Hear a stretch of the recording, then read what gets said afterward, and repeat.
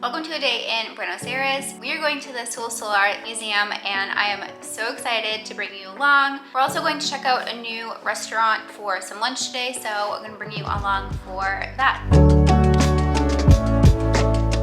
But first, we're going to have some cheese and crackers before we go.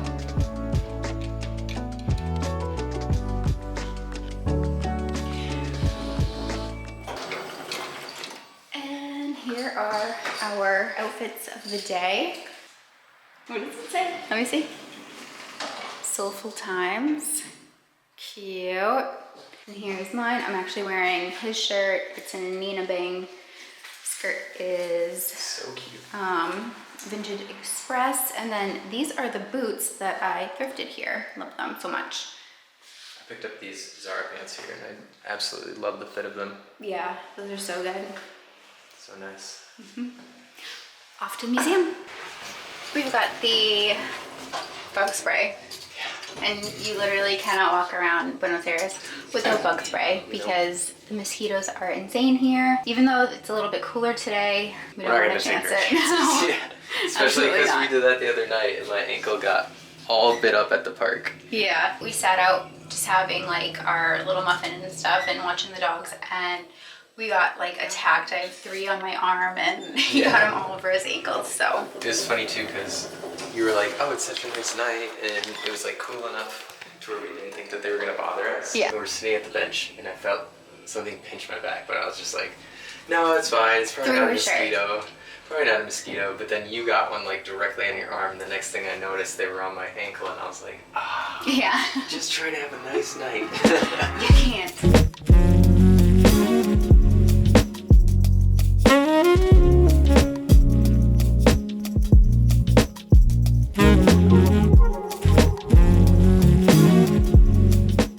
Here we arrive at Museo Sol Solar. Sol Solar was the adopted name of Oscar Agustin Alejandro Sol Solari, an Argentine painter, sculptor, writer, and inventor of imaginary languages.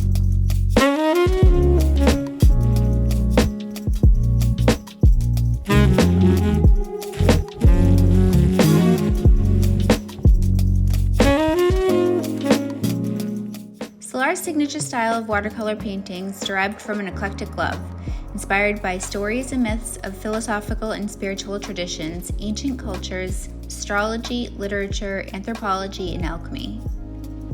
During the 1920s, Solar's work was profoundly influenced by Futurism and Neoclassicism, capturing the significant cultural shifts and intellectual debates of the early 20th century, including utopian aspirations for a new art and a new world.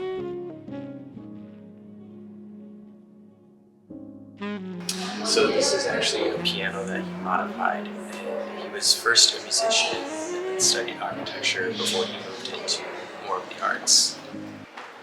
The musical searches, well, he played and then he painted. Those are kind of musical scores, painted scores. People say that there is who can play those paintings. Upstairs, you have musical searches. He was a musician too. I think he was everything. I don't know what he wasn't.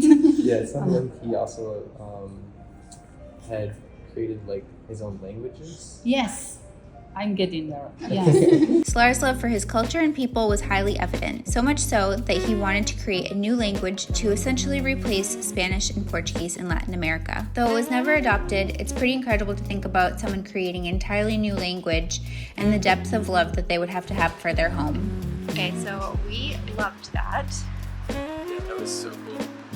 It was so colorful. We were just talking about how he had such a good eye, even when he was painting Dark stuff. yeah, like heavy subject matters. He had a way of bringing light to the subjects. So much. It was really cool. He just like, it seems like he was like a very dynamic artist. And brought inspirations from so many different aspects and interests of his life into his art, which is really cool. To basically want a universal language and then not only want it but also come up with the language and strategy and all of that for getting people like on board with it. Yeah. It's so cool. Came home to get a jacket since it's getting chilly out. Got a sweater just in case.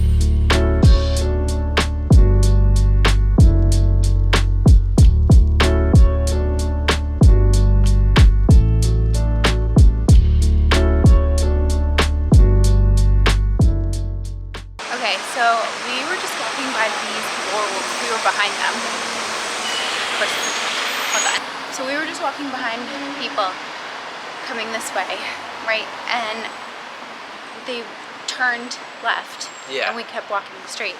And we literally just walked by them like they were walking towards us. And it was the weirdest, like, alternate reality thing that you could ever experience. Yeah, it was so strange. We were both like, what just happened?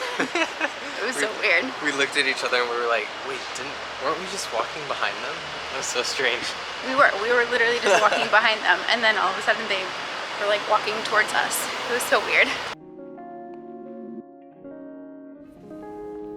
So here we are putting on a ton of mosquito repellent because the mosquitoes have been absolutely crazy lately, and you seriously can't leave the house without bringing spray with you.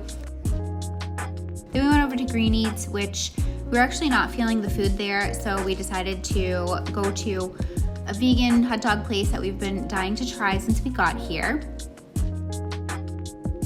So we each picked our sauces and then the toppings, and then we checked out the space. The music here was so good. It was all throwbacks and we were absolutely vibing.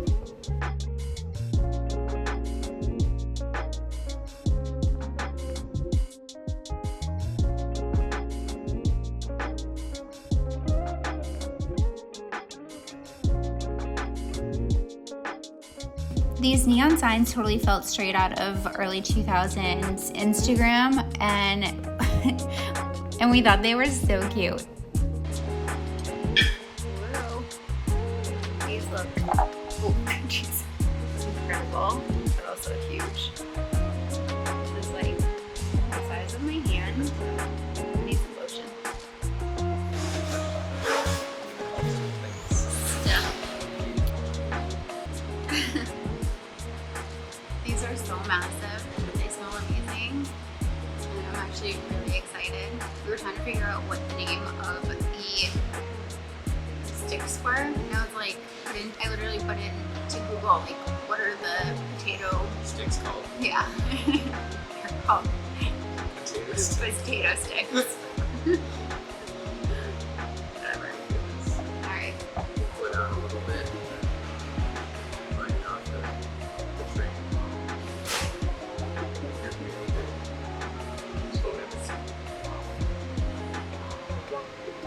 These vegan hot dogs were actually so good. I'd probably rate them an 8 out of 10 for creativity and flavor. I think I'd pick a different sauce next time.